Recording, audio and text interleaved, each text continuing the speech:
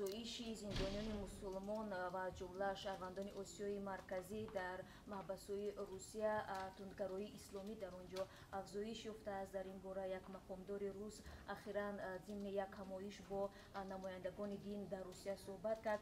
این مقامدار از جمله گفته است که زندانیان مذکور قاعده‌های محبس را رعایت نمی‌کنند. او از جمله مثال آورده است که چند پیش در یک از زندان‌های روسیه که نصفش را شهروندان آسیای مرکزی تشکیل می‌کردند آشوب سر زد و چون مذاکرات با این زندانیان امکان پذیر نبود آنها مجبور شدند که از زور استفاده کنند. مقامدار از جمله افزوده است که آنها تاکنون نتوانستند با تندروان اسلامی در زندان زبان بیابند. بنا به آمارهای رسمی تاکنون نزدیک 8000 از شهروندان تاجیکستان در زندان‌های روسیه نگاه داشته می‌شوند. اگر قبلا شهروندان تاجیکستان برای قاچاق مواد مخدر و دیگر جنایت‌ها به زندان انداخته می‌شوند، حالا به گفته مسئولان روسیه بیشتر آنها افرادی هستند که به افراط‌گرایی و یا تروریسم متهم شده‌اند.